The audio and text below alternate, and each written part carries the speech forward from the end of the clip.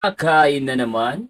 Yes! Dahil gutom na gutom tayo, napadayo nga tayo dito sa Alabang Central Market dahil meron ako nababalitaan na marami daw ditong mga grilled or iyaw-iyaw na pagkain. At meron nga pumukaw sa aking pansin na isang authentic Bacolod chicken inasal. Alam nyo ba guys, ang tunay na Bacolod inasal ay mayroong natatangi at masarap na lasa na nagmumula ito sa espesyal na marinade o proseso ng pag-iihaw nila nito sa uling. Kung makikita nyo guys, yung ihawan nila dito is napakakaiba nga dahil nga sinasarado nila ito upon lang sa ganon is magkaroon ng smoky flavor yung kanilang chicken inasal Bacolod dito. Ang napansin ko dito sa kanilang chicken inasal dito na Bacolod is medyo matamis siya, mabango at higit sa lahat nga guys is masarsa.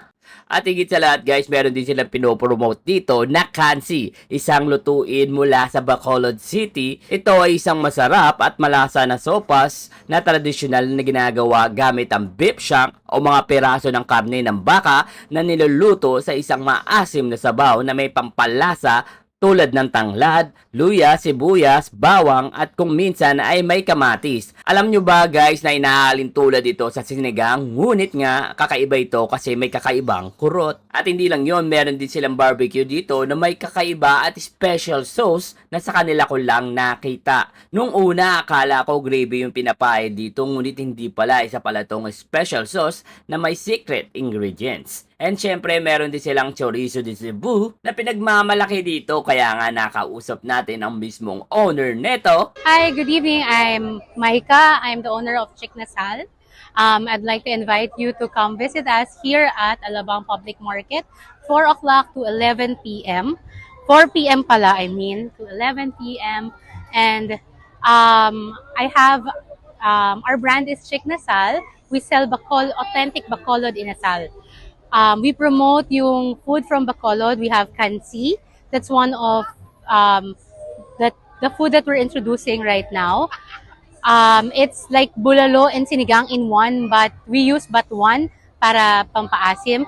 Tapos our best seller is pecho, chicken liempo, which is merong liempo, kalahate, at the same time merong paa. Usually some people think na yung paa is the Adidas, but most likely it's a quarter leg. Tapos invite ko rin kayo to taste yung aming chorizo de Cebu, which is we always have it freshly delivered from Cebu. Okay, short history. We started during the pandemic because my husband just parang nag-crave lang siya for inasal, and then we tried to sell it in a village here in Alabang. So, we didn't know na papatok naman pala siya. We sold 97 whole chicken in one day. And that's the start of Chick Nasal. From time to time, may mga orders kami. Tapos until we wanted to have a store. Pero dahil papasok siya, not much people can come. But now, we're here in Alabang Public Market and we're getting a lot of good reviews and good feedbacks. And we would like to invite you all. Thank you! At ito nga guys, ang Chick Inasal, dito lamang yan sa Alabang Public Market. Ay naambarkada, pamilya, katrabaho, at tikman na ang kanilang pinagmamalaking authentic Bacolod Chicken Inasal. So wag na natin patagalin guys, tikman na natin to. At ayun na nga guys, si ate ang unang tumikim na kanilang chorizo de Cebu. Na kung saan dito guys, mapapansin mo na sobra talaga siyang nasarapan dito sa kakaibang longganisa. Ito nga ang chorizo de Cebu. At sunod naman ng titikim si Joshua Garcia at napaka-okay siya sa lasa ng kanilang barbecue dito na napakasarap.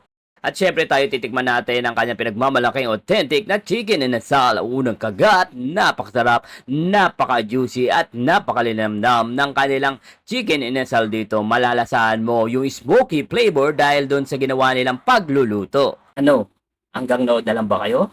Titikim na yan!